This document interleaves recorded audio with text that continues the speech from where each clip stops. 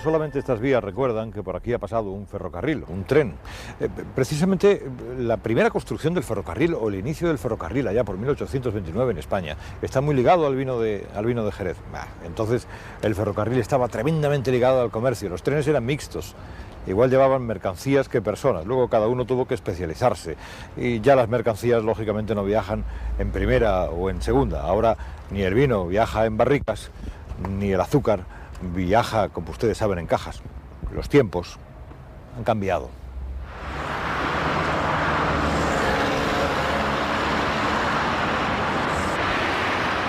Madrid a media mañana. La autopista de circunvalación M30 es una auténtica caldera a presión. Cerca del intenso tráfico, cientos de contenedores se agolpan formando infranqueables muros. Las indicaciones de la autopista señalan la entrada a la estación de mercancías de Abroñigal.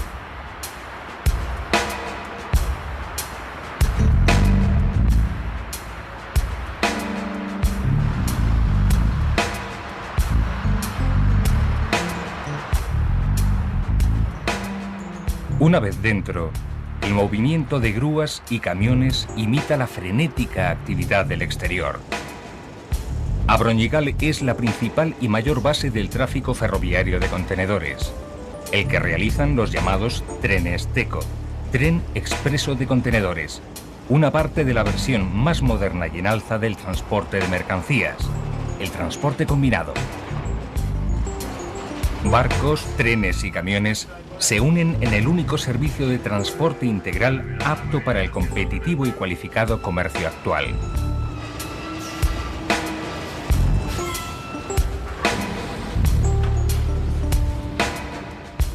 Murallas de contenedores, enormes grúas y camiones. ¿Dónde están los trenes?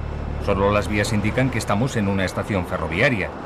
En sentido estricto son dos: la estación de Santa Catalina, punto de recepción de los trenes, y Abroñigal, la playa de vías de la zona inferior, parte visible y sorprendente.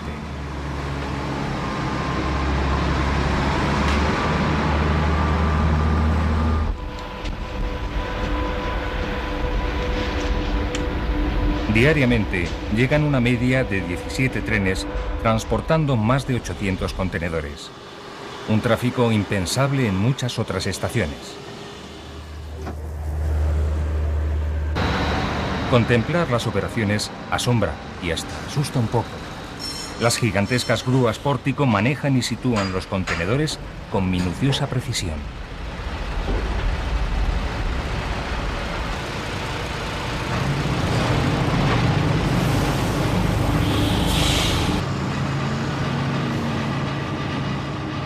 Forman nuevos trenes, sitúan contenedores en las playas o los cargan directamente en camiones.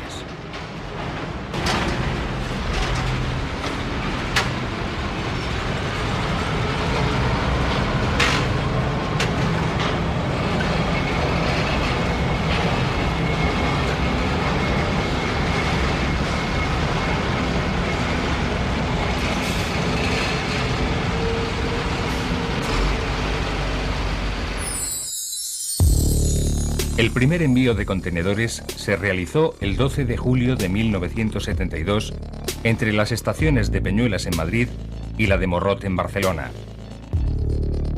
3 años más tarde se crea Abroñigal, cuando el crecimiento de este sistema desborda las instalaciones de Peñuelas. Morrot, sin embargo, terminal del ferrocarril de Vilanova a Barcelona, por su ubicación en el puerto, sí consiguió acomodarse a esta versión emergente del transporte de mercancías.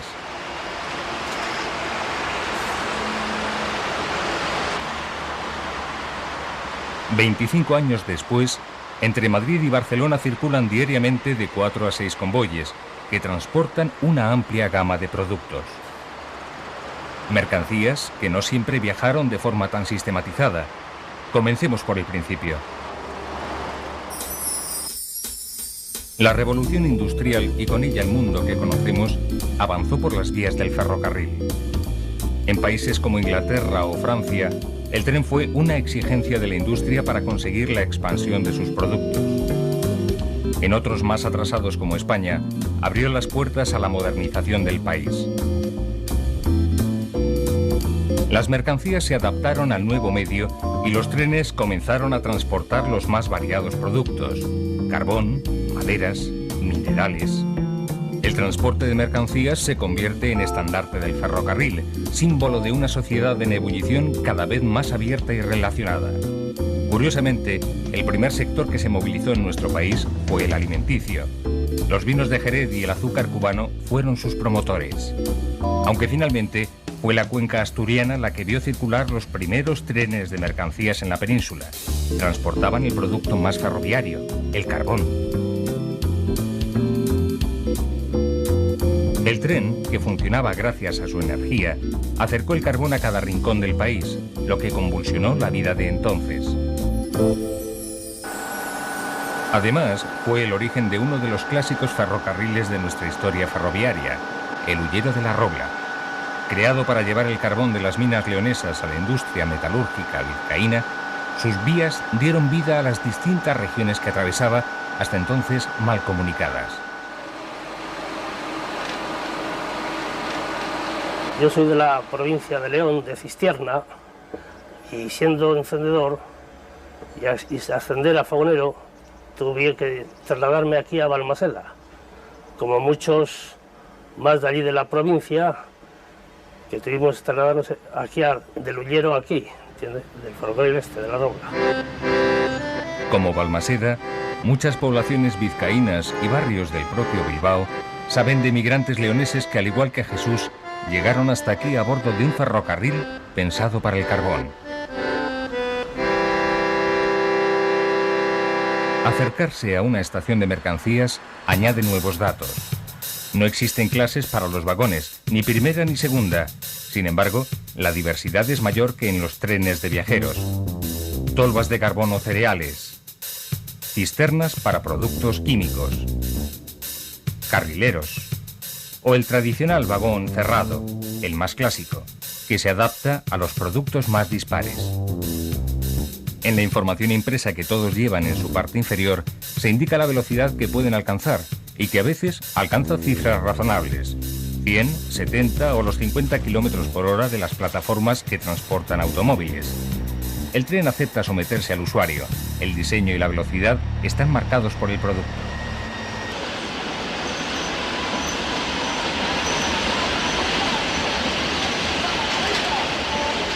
Cuando el ferrocarril se generaliza, coexisten durante años trenes de mercancías, de viajeros y mixtos. Actualmente los mercantes, como se les suele llamar, supeditan sus horarios a los de los pasajeros, remarcando su carácter de relegados. Para ello cuentan con caminos propios, los apartaderos.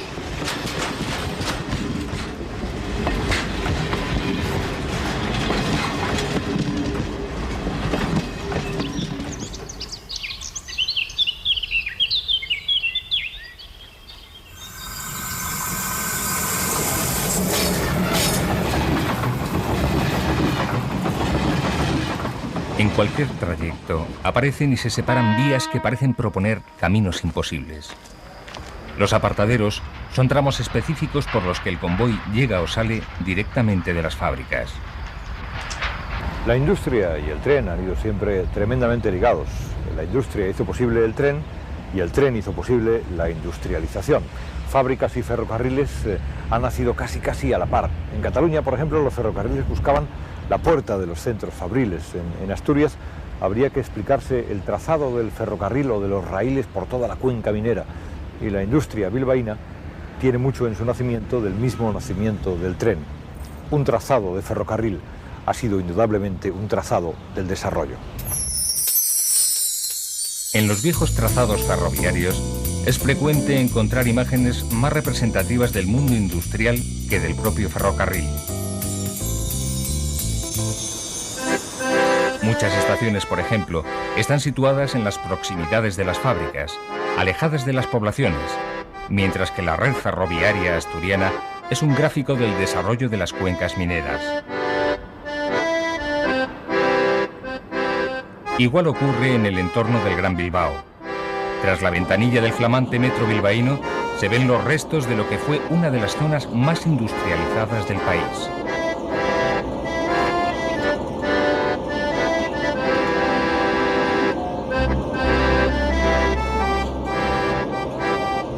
Estos coches están ocupados hoy por viajeros bien distintos de aquellos trabajadores, obreros metalúrgicos, que viajaban en las cercanías de la margen izquierda. Un tren testigo de un desarrollo desordenado y poco habitable.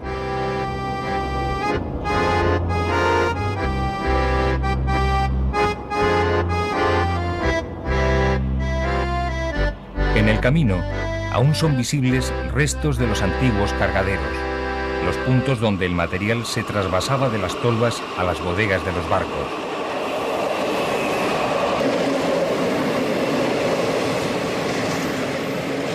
Si en Asturias podemos recorrer la historia del carbón, en Bilbao estamos ante el gran bastión industrial, la siderurgia.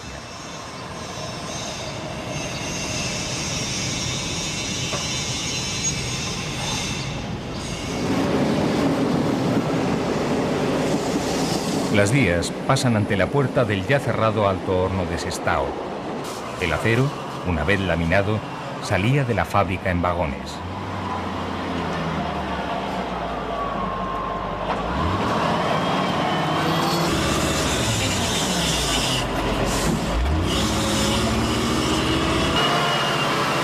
Después del cierre, las góndolas de este mercante aún cargan bobinas en las instalaciones de Ansio.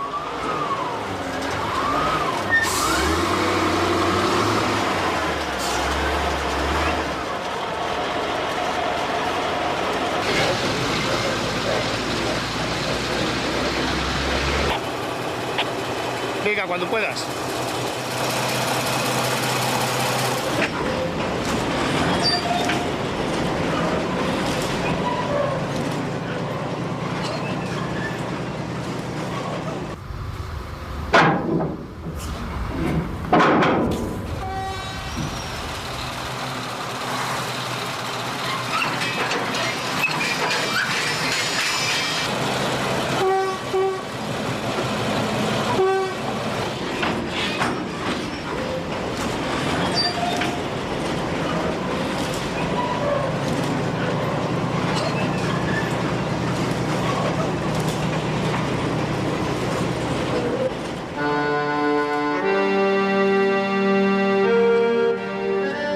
La fábrica será trasladada a la India.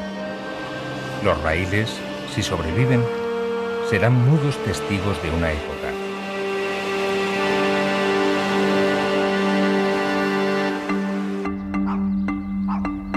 La dependencia entre industria y ferrocarril tiene otra cara, igual de significativa, pero más hiriente: su ausencia. En las áreas de escaso tránsito ferroviario, las que nunca han visto el enlace de pantógrafos y catenaria, recuerdan la escasa implantación del ferrocarril no por un desapego al tren, sino por la lacra de una baja industrialización y un comercio poco activo.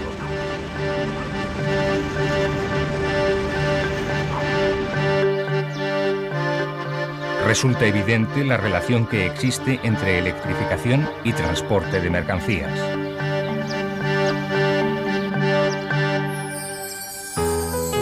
Los primeros tendidos eléctricos se instalan en las ciudades.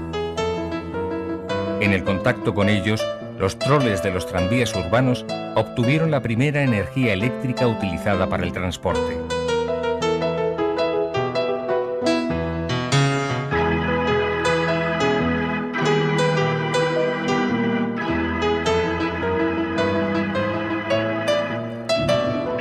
Pero la electrificación ferroviaria se extendió y progresó por el tráfico de mercancías.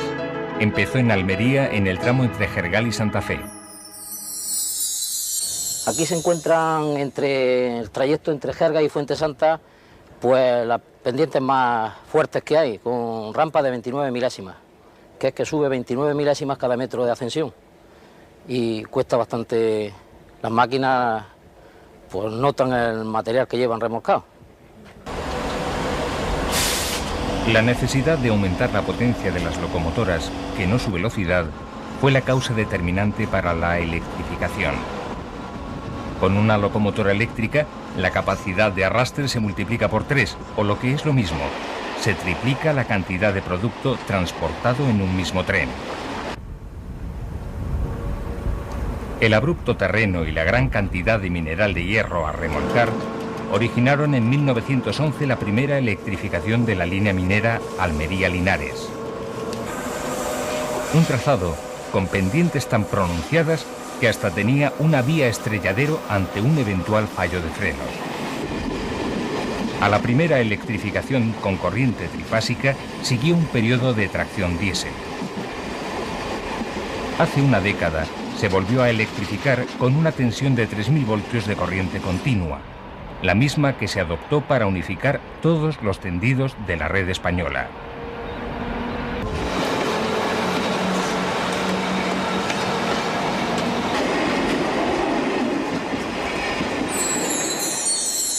En esta decisión, Pajares fue determinante. La ruta de León a Asturias era fundamental para el transporte de carbón, y su electrificación fue una obra imprescindible. Se acometió únicamente para el tramo crítico de la rampa. Los trenes cambiaban la máquina de vapor por la eléctrica al acercarse al puerto y hacían la maniobra inversa en la otra vertiente. El tendido eléctrico supuso pasar de máquinas que arrastraban formaciones de 40 toneladas a utilizar otras que arrastraban más de 120. Con la electricidad, el paisaje ferroviario cambia. A los horizontes con vías hay que superponer el tejido de los hilos de la catenaria. Las máquinas eléctricas se han impuesto definitivamente a las otras formas de tracción. Los argumentos a su favor son varios. No solo son más rápidas y potentes, también son más limpias y seguras.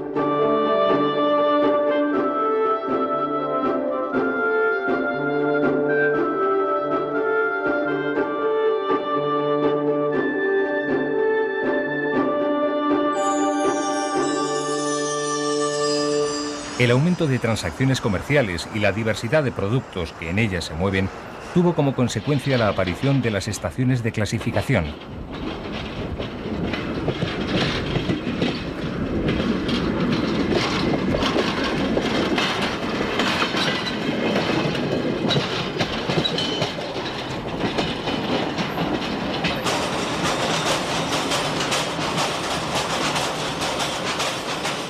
El sistema de clasificación está basado en el llamado lomo de asno, un método antiguo al que la utilización de frenos hidráulicos da una nueva dimensión.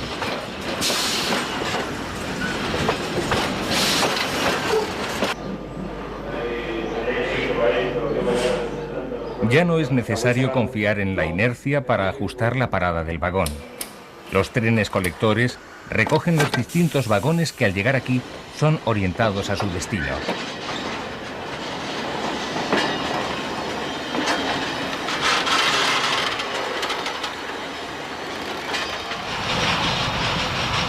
Primero caen por la pendiente del lomo de asno. Luego se frenan y dirigen a la vía deseada. Al sistema de frenado los habituales le llaman de cascanueces. Es fácil entender por qué. El trabajo se organiza y dirige desde la torre de control, integrando el vagón en una nueva formación que le llevará a su destino definitivo.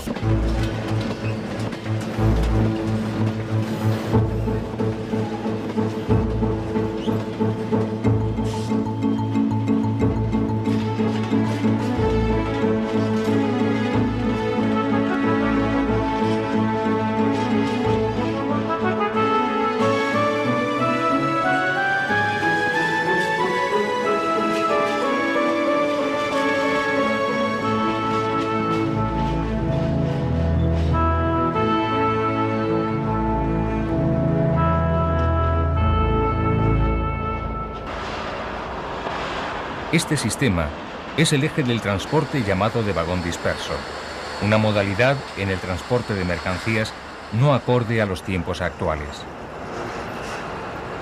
El vagón disperso ha sido prácticamente eliminado en beneficio de los trenes puros, los que transportan un único producto directamente de un punto a otro. La devastación que la guerra civil dejó en el país favoreció la gran importancia que tuvo el transporte por ferrocarril. Los trenes de mercancías tuvieron preferencia sobre los de viajeros y se establecieron prioridades de unos productos sobre otros.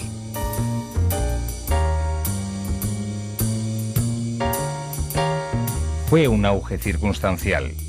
El transporte por carretera no tardó en mejorar y ganó terreno rápidamente.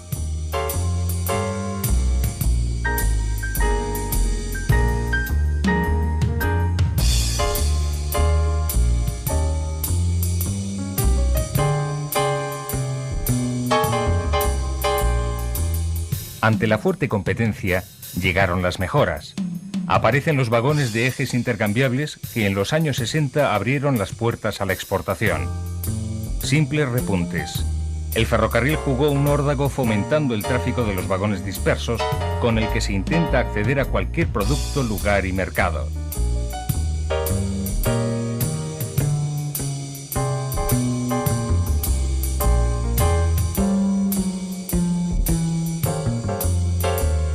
Se crea en 1972 una gran estación de clasificación en Vicálvaro.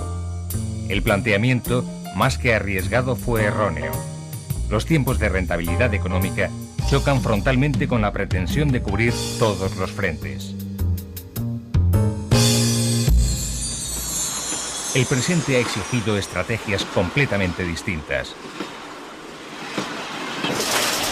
En el ferrocarril de hoy, una imagen resulta altamente significativa. Trenes mercantes cargados de automóviles, como producto acabado o como piezas de repuesto. ¿La guerra ha terminado? En estos años, los vagones han acogido nuevos y distintos productos.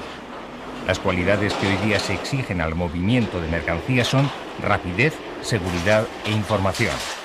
Rapidez en la entrega, seguridad en la carga y completa información al cliente sobre la situación en cada momento del producto.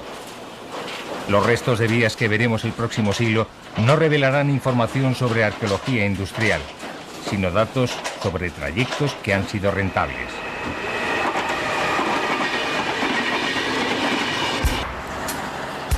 Por eso, el abigarrado mundo de Abroñigal es el mejor reflejo de los planteamientos de hoy en día. Ya no se trata de mover recursos desde el campo a la industria, ni conseguir que las materias primas se extiendan por todo el país.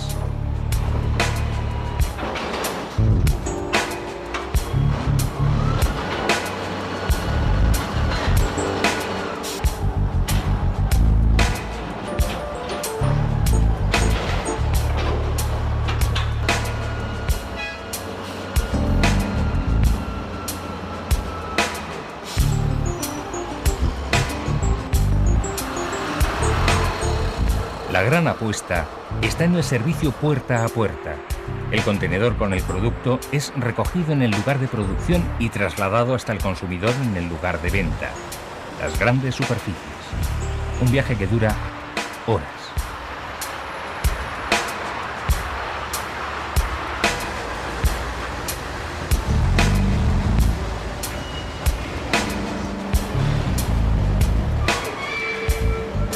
Los diferentes medios de transporte colaboran olvidando viejas disputas para obtener una mayor eficiencia y rentabilidad en el servicio al cliente. El transporte intermodal. El contenedor pasa del barco al tren y de este al camión sin ser manipulado o abierto.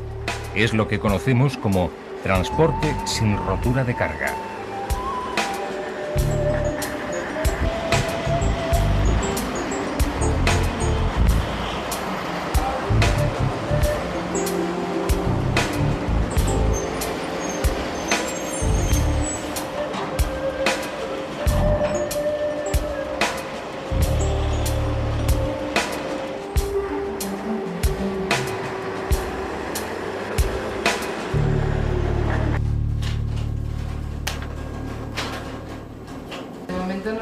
La precisión de los operadores de las gigantescas grúas tiene respuesta adecuada en la minuciosa labor con la que se controlan las mercancías que los trenes Teco transportan. Este es un sistema informático de los contenedores, la situación donde se encuentran y a qué cliente pertenece cada contenedor. Bueno, aquí un contenedor de Central Lechera Asturiana, vamos a ver dónde se encuentra. Y es un contenedor que va de Viella a Barcelona y está ahora mismo en un tren dirección Barcelona.